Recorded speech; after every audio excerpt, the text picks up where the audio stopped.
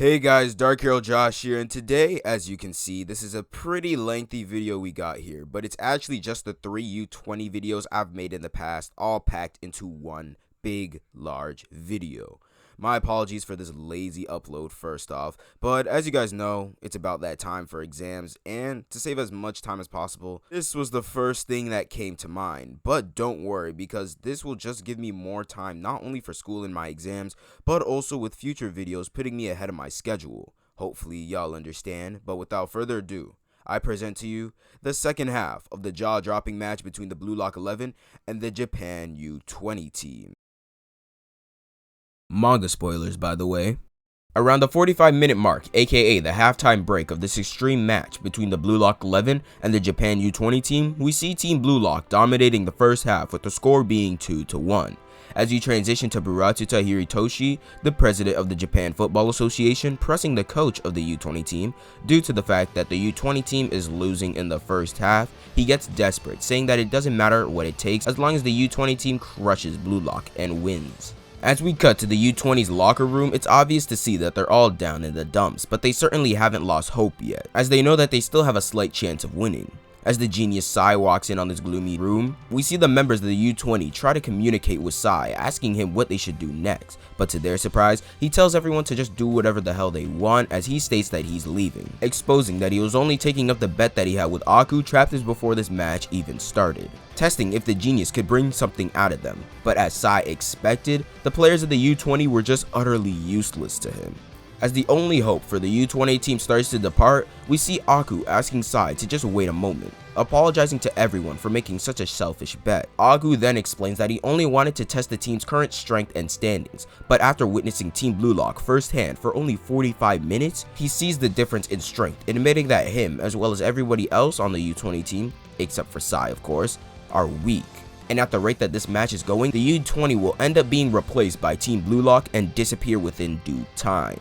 As the mood in the locker room worsens, with Sai saying that the U20 team have no chance in defeating Team Blue Lock, Aku then reminds him that they still have one last card up their sleeve, that being number 11, the demon, Shido Ryusei. But the coach of the U20 team states that if they sub in this demon, it means that they've acknowledged Jinpachi Ego's philosophy.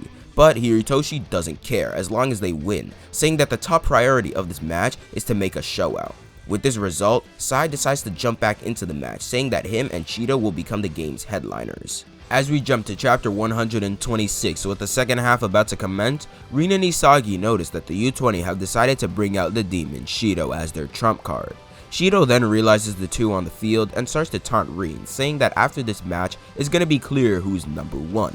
But Rin ends up matching that same energy, saying that he needed someone to crush to jazz up his game, and Shido just so happened to be that someone. As the commentators talk about Shido and how he's a complete mystery to everybody in the stadium, we see Ego and Henri discussing how they'll respond to the U20's new formation. Ego says that there's no need to change their formation as Team Blue Lock were already prepared for the possibility of facing Shido, and that Team Blue Lock won't go down so easily. He then adds on, saying that Shido, the person that even Blue Lock couldn't contain, now's the time where they'll be able to see just why he was picked by the genius Itoshi Sai, saying that this match is finally getting started. We then cut to Isagi saying that now that Shido has been subbed into the match, the state of the field is going to change and whoever adapts to it first will become the hero of this match, with Isagi saying that the match will be his. The second half of Blue Lock 11 versus the Japan U20 team begins.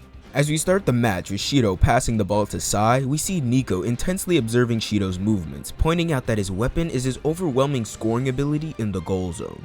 Nico then states that he can't let him out of his sight, adding on to that saying that he'll hunt down this demon at the last lines of defense.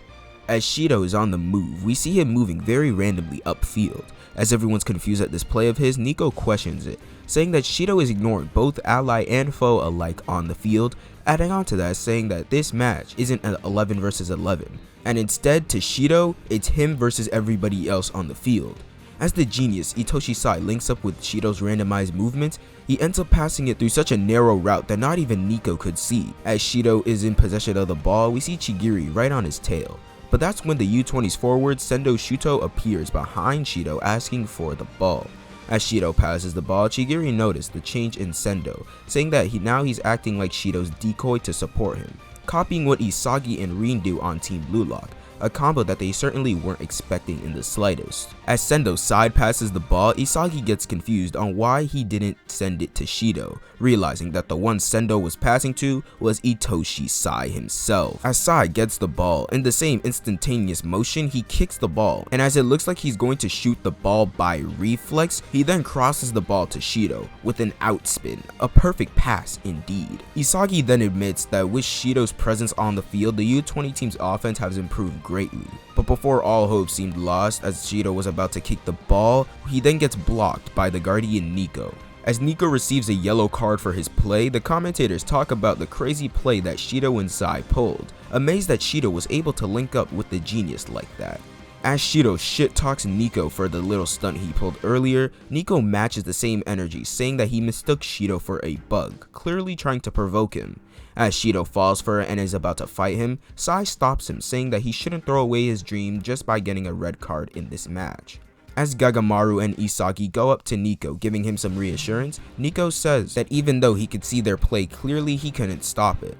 By taking in Itoshi Sai's kicking motion and Shido's randomized movements, Nico was able to predict the most dangerous spot accurately. But what went wrong was Sendo being an annoying distraction. Due to Sendo following Shido, Nico couldn't help but keep an eye on him, causing some momentary hesitation. With Isagi shocked by how much Nico really saw from that play, Nico's foot starts to hurt.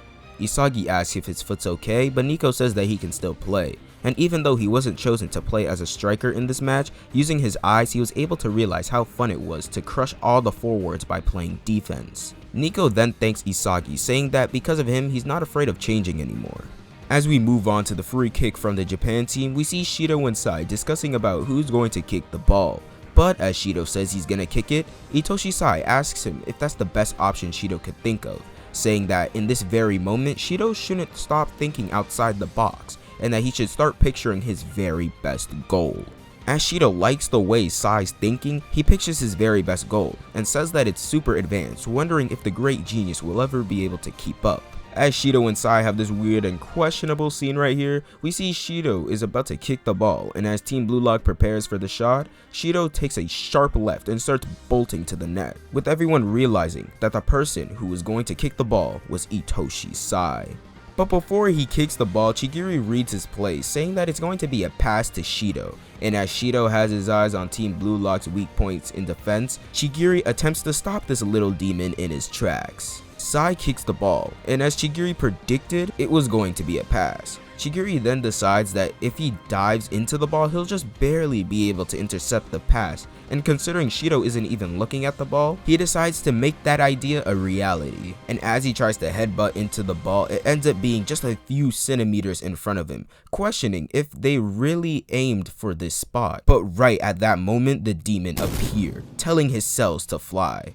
And as Shido gets the ball, he then shoots it with his new move, Dragon Drive, scoring the point needed to tie the match. And with that, the chemical reaction between the genius and the demon is in full motion.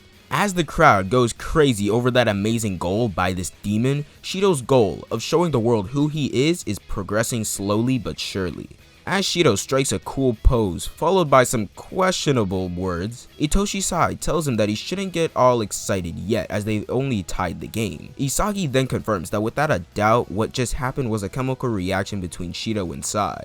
Isagi then pretty much explains the play in a little more detail. We see that Itoshi Sai actually sensed what Chigiri was trying to do and purposely passed it to the point where Chigiri would only just barely be unable to reach it, and where Shido wanted to score from. With all these conditions in the mix, in that split second, Sai was able to make his final judgment as if he was threading a needle. Isagi comes to the realization that what Sai did was what he's been striving for, a play by reflex. And with that knowledge, Isagi thinks that what Shido did had to be a play by reflex as well, saying that Shido wouldn't have been able to do anything unless his brain and body were moving by reflex. Shido and Sai's superhuman plays came together as one in order to score that goal, creating a play entirely off of reflex. If Team Blue Lock doesn't find a way to shut down this match made in heaven soon, then they can kiss their dreams goodbye. As we jump to chapter 130, we see Shido talking to Sai, saying that playing football with him is pretty damn fun, describing the feeling as if electricity is pulsing through his brain, which technically there is, but With Sai confused, asking what he means by that, Shido replies with that he doesn't really have a clue either. But it's the first time he's felt something like this. The first time his freedom was understood by someone else. With Shido saying that he feels a big bang coming. And as Hitoshi Sai acknowledges his feelings, he then says that Shido still needs to score another goal. As the ball gets thrown in, we enter the mind of Shido, with him saying that the world has no idea who he is yet. Adding on to that, saying that it's pathetic how others think that things like passing and tactics will lead the team to victory. Shido claims that football isn't a sport, but a biological phenomenon. Shido then says that his weapon is extreme spatial awareness, and to steal a goal and to live on the field, he uses all of his being for that sake of penalty area perfection, and as long as he's in the penalty area, even with his back turned against the net, he could still find it. As he tells the genius to pass the ball right here, he then states that all his cells in his body exist to score goals. And as Shido gets the ball, he's then met with the copycat Reo body blocking him, saying that he won't let him score. As Shido realizes that Reo's copying Kazuma's body blocking technique, he asks Reo if he's even skilled at all, suggesting that he should just do impressions for a living. But Reo decides to not let this slide, returning the same energy, saying that if Shido's losing to a copycat such as himself, then maybe he isn't a demon, but just a little brat. And as this method of provoking actually works in Reo's favor, Shido ends up mindlessly shooting the ball, but it ends up hitting the crossbar. And as Gagamaru easily gets the ball, he asks Reo to print him another copy for him. As everyone's pushing forward, we get this sort of inner monologue scene again with Shido, talking about how the act of passing one's genes have been programmed into all living beings. Those who create things, those who want to become something, and of course, those who reproduce and have children are essentially living proof that they existed. And for Shido, that thing just so happens to be football. Essentially to him, a goal is like fertilization, the shot is like the seed, and the net is like the egg.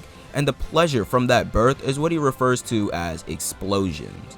As Hitoshi Sai intercepts the cross, in that same moment he makes a super long pass, and as the players of Blue Lock are in confusion, failing to react to this crazy pass of his, there was one person who did. Or I guess I should say one person who reacted on reflex, that person being Shido. And as Isagi questions whether or not Shido was hoping for this end goal, we see Shido breaking free from Reo, claiming that the seat is his now that it's a 1v1 between him and our favorite top-knot keeper, Gagamaru. But to his surprise, Gagamaru was able to react, headbutting the ball, leaving the penalty area in the process. But in that same moment, we see Shido in some sort of state, questioning the sensation he's feeling, saying that even though the net is still pretty far, he can feel the goal with his back, saying that all of his cells are telling him to score a super goal.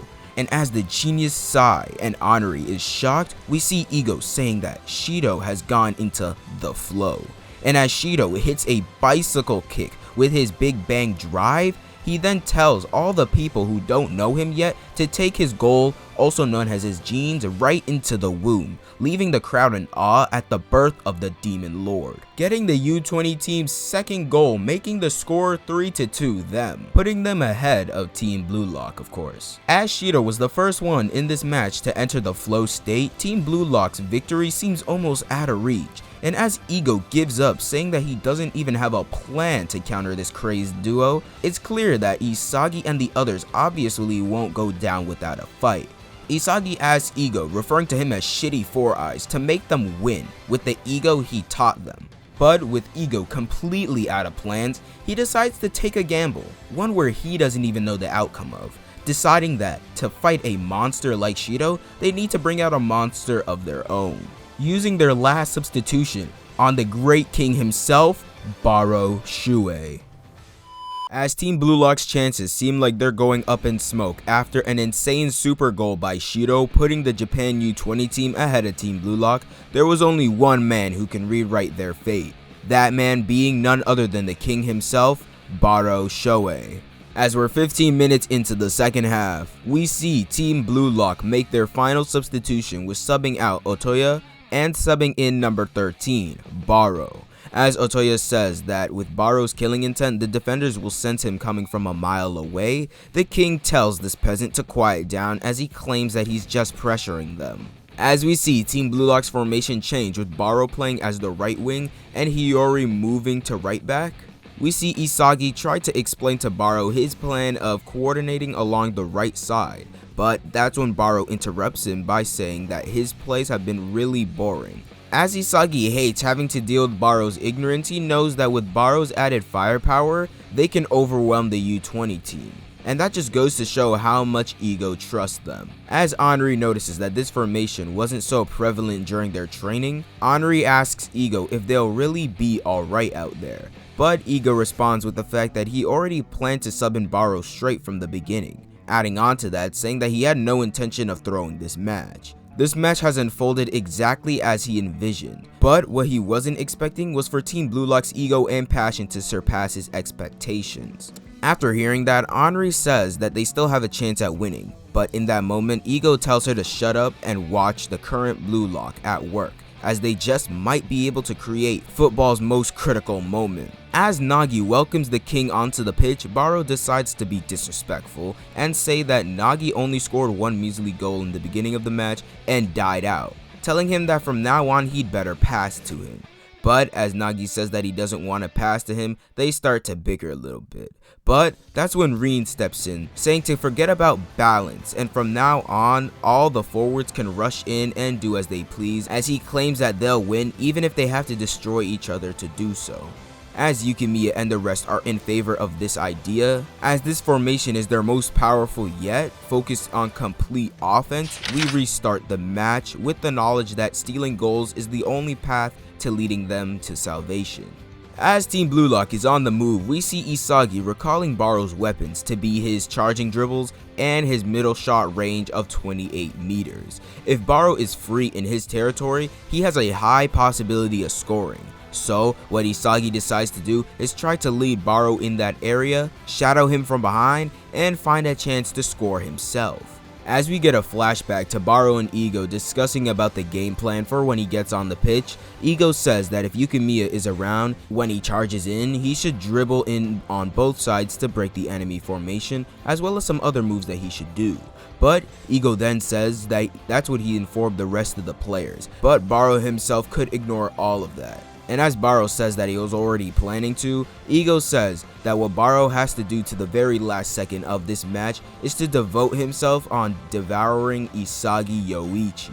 As we're brought back to the present of this match, we see the defensive midfielder Hayate Haru trying to figure out what Baro is capable of. As he watches Baro, he notices that Team Blue Lock aren't using him yet. And as Reen passes the ball back to Hiyori, he wonders whether or not he acts as some sort of relay. As Hiyori gets the ball, he gets ready to pass, and as he's doing so, both Reen and Isagi are on the move, getting ready to receive this pass. As Hayate sees this, he decides to catch the more dangerous player between Reen and Isagi and mark them. As he sees Reen already being marked by Sendo, he decides to go for Isagi as he's more open.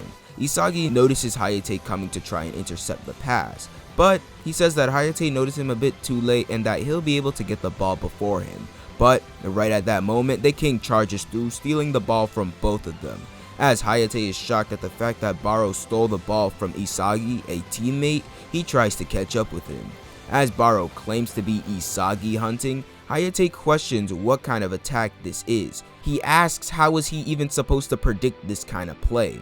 Ego then explains that Baro's style doesn't care for rationality, and the more knowledgeable you are about football, the more you'll likely fall for his tricks. As Baro gets Hayate with a chop dribble, he realizes that this king isn't just a madman, and that he has the skills to back up his playstyle. A joker able to wreak havoc among both friend and foe alike on this battlefield. As Ego tells Baro to bring forth chaos, he admits that in these last 30 minutes of the game, he can't predict the outcome. As Baro charges through, we see Darai Miroku confront him in an attempt to stop him. As he watches Baro glance inside the penalty area, he tries to read what his end goal is. As he thinks that Baro is trying to pass, he quickly reassures himself by saying that he doesn't look like the type of person to pass the ball, but he's sure that from where Baro is, he can't get that goal. As he notices that Isagi is on the move, Darai questions whether he'll try to dodge with a 1-2 or will he end up using Isagi as bait to get inside. As he's sure that Baro won't go outside, he's then proven wrong as Baro proceeds to do just that. but because of the shooting angle Baro has is nearly an impossible one, Darai wonders whether or not this Joker will really end up passing the ball, as Isagi is now open at this moment, and Darai thinks Baro will pass as he tries to block the pass. Baro then does another chop dribble. As Darai can't make any sense of our self-proclaimed king, we see Isagi yell out to Baro telling him to pass the ball, as he says that this match is too important for his little games. But Baro says that even if the sky falls down, he'll never pass the ball to Isagi, as he adds on saying that he'll devour him along with this whole match. Darai finally starts to see how insane our king is, and as Baro takes this shot with confidence, we see that the ball hits the post. As we see everyone frustrated at Baro's horrible shot just now, we see the one to pick up the second ball is the one-on-one Emperor Kenyu Yukimiya, as he states that Baro's existence has absolutely rewritten the field, crushing the enemy's formation. Yukimiya plans to set up his most optimal goal, but we see him stopped by the short right back Neru Tepe, as he tells Yukimiya, referring to him as Yuki, to try and avoid him. In an attempt to enter the flow, we see Yukimiya looking for the best path to take towards the goal with his next step.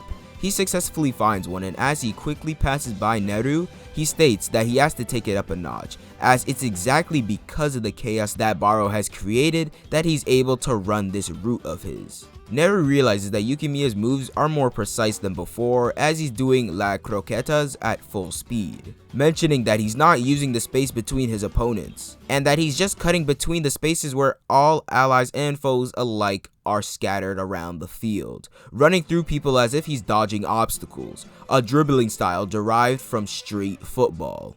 As Yukimiya claims that he doesn't have any time for Neru, he quickly uses Hayate's body as a screen against him. Neru notices that due to Yukimiya using Hayate, he'll be a step too late to stop our Emperor. As Yukimiya sees his shot course and says that it'll be open for only a split second, we see the musclehead center back Neo Kazuma step up to the task to stop Yukimiya. Due to this, Yukimiya's shot course is starting to fade away, but Yukimiya then says that there's still time to find another one, stating that his flow will guide him to his ultimate shot. As everything is going according to Yukimiya's plan, as he hits a crazy gyro shot, and as it flies straight towards the goal, right as he's about to reach the flow, we see Aiku appear out of nowhere as he blocks Yukimiya's thought out to be ultimate shot with his head. As Yukimiya is surprised how Aiku blocked his shot, saying that the shot came from his defensive blind spot and that he jumped there anyways without any guarantee to that choice, we see Aiku gazing at the ball as he's in confusion, saying that he feels crazy. He states that not only could he see the most critical point in their defense, but his whole body could also feel it. As he rushes to the ball to clear it, Yukimiya wonders whether or not Aiku has reached the flow before him. As Aiku claims this sensation makes him feel invincible, we see Rin quickly pass Sendo with a nutmeg, but Aiku manages to see right through Rin and stop him in his tracks. Aiku then says that what he must crush isn't the moment Rin shoots, but his range of shooting, saying that that's what he has to hunt. Isagi then calls out Rin's name, and as Aiku notices him, he says that they both move for themselves, a duo so good that it pisses him off. As Aiku thinks about if the Blue Lock project would have started 3 years earlier, then he'd also be there aiming to be the world's best striker, saying that Blue Lock is like an alternate timeline that he didn't choose. And in spite of that, he tells Blue Lock to surpass him. As Isagi notices that Rin can't start up his own shooting pattern, questioning whether or not Aiku is reacting even faster than before, we see Aiku state that this is Rin's range, and as he says that if Blue Lock can't crush him, they won't be able to bloom, claiming himself to be the final wall in the rebirth of Japanese football.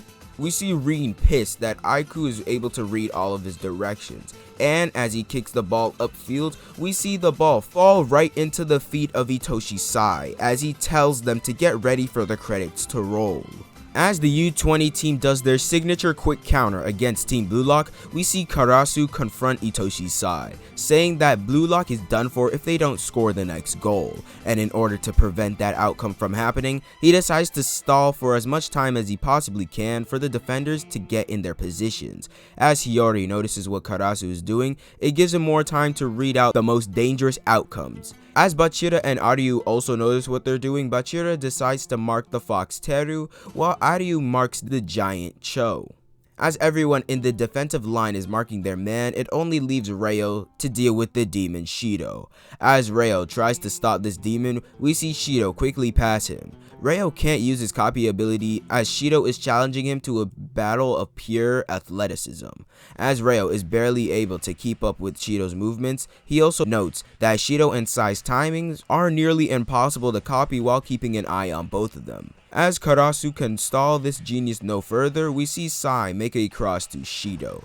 And as Shido charges for the ball, Reo notes that usually with a pass like that, people wouldn't be able to make that shot. But because this is Shido we're talking about, there's no doubt in his mind that he wouldn't be able to make the shot. Reo continues to mark this beast to the best of his abilities. As we're nearing the goal, Gagamaru gives Reo props because since it's him marking Shido, his shooting possibilities are now limited, saying that from the position he's in, he can only aim at the side, so his only possibilities of shooting are at the top and bottom corner of the net. As he decides to leave it up to instinct, Shido shoots the ball. Gagamaru ends up diving towards the bottom of the net, but as it seems Gagamaru was wrong, as the ball goes for the top. But as we think Shido is about to score a crazy hat trick in this game, we see Gagamaru pull an insane handstand block and block the shot. As the ball is still in play, we see the two forwards from the U20 team charge toward the ball in order to score the next goal. As Gagamaru yells out to Reo to clear the ball, we see Reo manage to copy the same kick Nagi did to score the first goal in this match chapters ago, saying here's a copy of Nagi Seishiro. As he clears the ball and the ball moves upfield, we see the one to receive the ball is none other than Nagi Seishiro. As he says that he'll be taking the ball and that it's time to counter the counter. As this is Blue Lock's golden opportunity to score a goal to tie up the match, we see Isagi, Rin, Nagi, and Baro rush towards the enemy goal. But Isagi points out that they'll be at a disadvantage against the 5 defenders. But thanks to their counter, the field is in chaos, leveling the battlefield. As Nagi passes the ball to Isagi, Isagi states that it's exactly like times like this where his spatial awareness shines, and that if he can get to the goal by reflex, then he'll be able to score. But that's when Baro appears right next to him. As Isagi wonders what the hell could our king be up to in such a crucial moment of the game, we see Darai quick to mark him, exposing the fact that Baro has been tailing Isagi this entire time. And as it did catch him off guard the first time, he certainly won't be tricked twice. Due to Darai and Aiku, any passes directed towards Baro are as good as theirs, claiming his route to be dead. He then says that he'll have to change his objective and that while Isagi is creating light, he must look for darkness, the same darkness that can lead him to flow. As they make it to the goal area, we see Isagi still trying to find the right piece to score, and that the conditions that need to be met are 1. A place where he can use his direct shot, 2. For someone to pass to him for him to score, and 3. For the defenders, especially Aiku, to not be able to predict his movements of scoring. Isagi adds on, saying that he needs to use his eyes to find a spot where all those conditions are met, saying that with the momentum of their counter and how close the goal is already, that he needs to find the opening in the field fast. But that's when Karasu shows up, saying that it seems like the rest of the team were in need of an extra helper. With Karasu coming in clutch at the perfect time, Isagi was able to put this plan of his into motion as he has more pieces to work with. As Rin passes the ball to Karasu, he then gives the ball to Isagi. Isagi notices the flow of the ball is changing, and in spite of that, he gives a rough pass to Nagi as he turns. A long pass that only Nagi was able to control. As the defenders will have no choice but to turn their attention to Nagi, Isagi will use their blind spots to get past them. As he successfully does that, he says to Nagi to also utilize their blind spot as well and react to him. As everything went according to plan and all the conditions are met, it just leaves Isagi to score the goal. But in that moment, we see the genius Itoshi Sai appear out of nowhere next to Isagi, saying how unexpected it was for him to be the heart of Blue Lock. As he compliments Isagi, saying that he's got a good brain, we see Isagi mention how he didn't account for Itoshi Sai at all, as nobody was marking him, saying that Sai was completely out of his field of view, and that he took the shortest path to the most crucial point in his play to destroy him. As Isagi's best play is being destroyed at its climax in just one instant, he then rejects that horrible fate, claiming that this instant isn't over yet. As we get this little matchup between Isagi and Sai, we see Isagi say that even if Sai was able to predict this outcome, he still has the moment right in front of the goal, and even if it's against the genius, he still has a 50-50 chance of winning this battle against him. Isagi realizes that if he's able to extend his right leg out and reach the ball first, then he'll win, and he'll be able to score a goal. And as he's one step away from achieving greatness, Itoshi Sai slightly pushes him, and due to this, his balance is disrupted, as he can no longer make the direct shot. As Isagi notes that up against the genius Sai, his weapon just dies out, we see Rin come into play as he shouts out Isagi's name, telling him to look at him. Isagi realizes that Sai wasn't the only one who predicted his best play.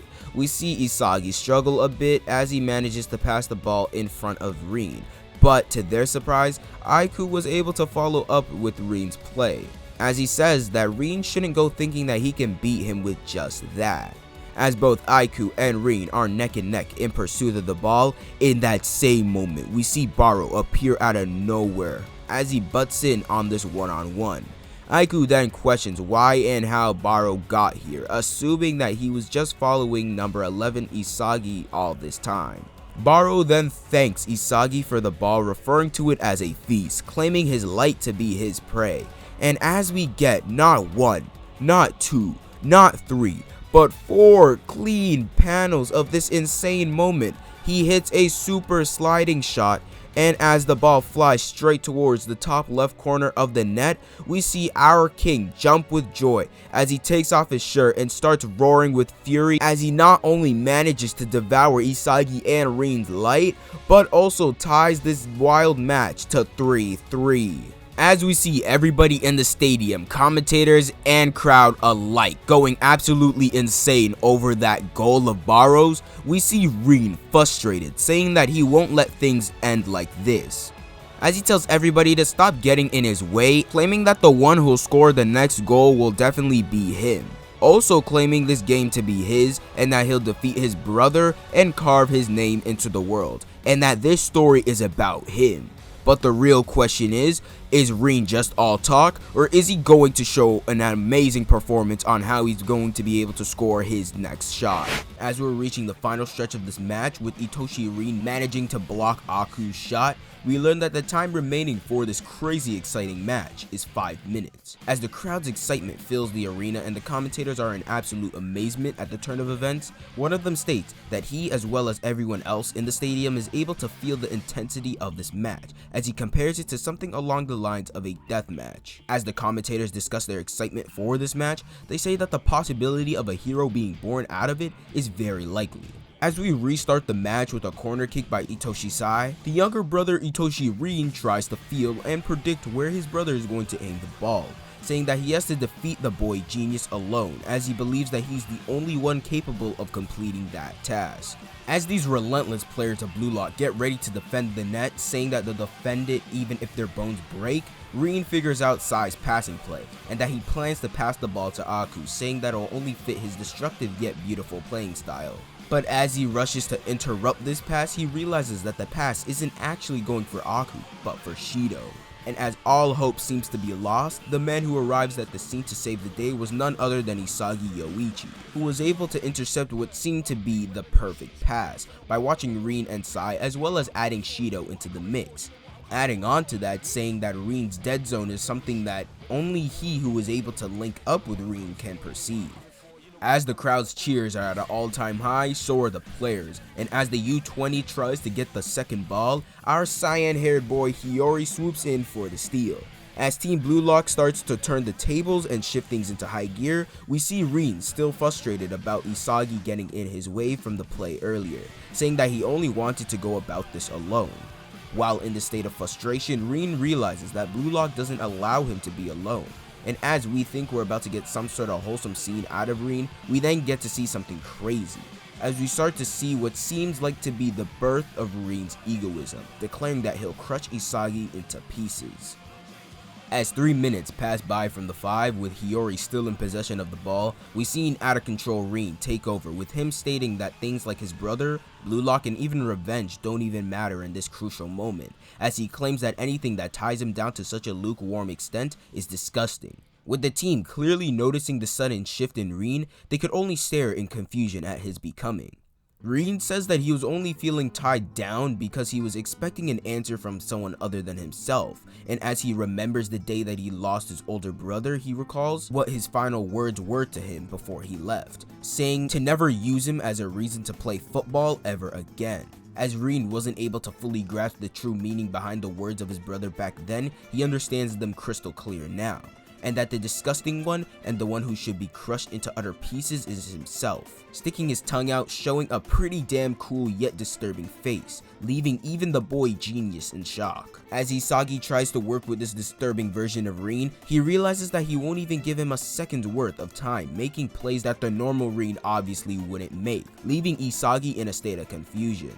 As Rin tries to make his way into enemy territory, he gets stopped by the short side back Neru Teppei. But apparently, Teppei's gonna need a lot more than him to stop this twisted egoist. As Rin is unfazed by the attempt of Neru's, he continues to push forward, revealing Neru's weapon, that being speed, and quickly exploiting it with an opposite acceleration, and this is only the beginning of the mass destruction Rin is about to cause on the field, as he wastes no time and quickly heads to the goal.